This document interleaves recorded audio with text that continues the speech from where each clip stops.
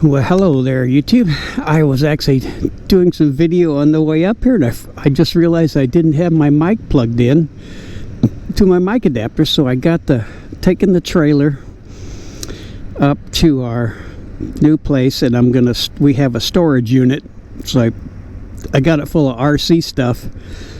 I used to race remote controlled cars years ago, so it's full of RC stuff. And I'm going to put it in our storage unit,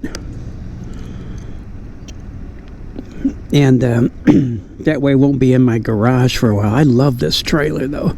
I put air shocks in it. Look how nice that is. It's got air ride suspension. It's a great trailer though.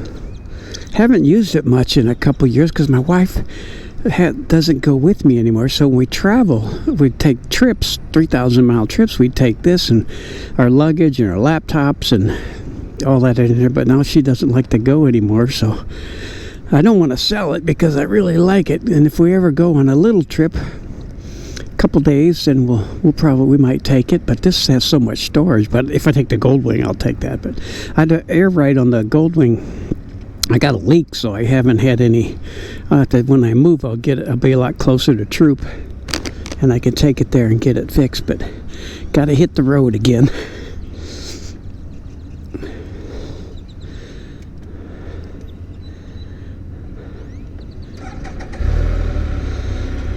And just gas filled up just for the heck of it. I didn't need it, but it's always good to have them. Make it to Ennis and go to the other Buc-ee's and fill up again.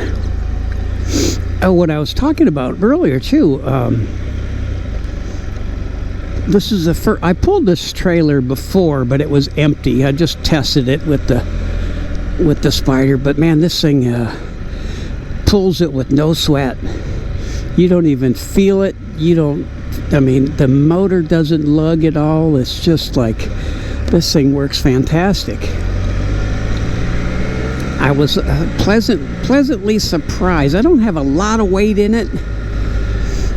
It's just got like storage containers, tubs with all my stuff in there, so it's not really heavy. And I put the cooler on there too because I'm going to leave that up there. I'm going to pull this whole thing in a storage unit.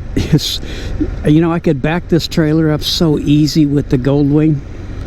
It's just simple, but this thing is just I have a hard time backing this trailer up with the two wheels on the front versus the one wheel on the front, but I'll have to just get some practice at it. Bye.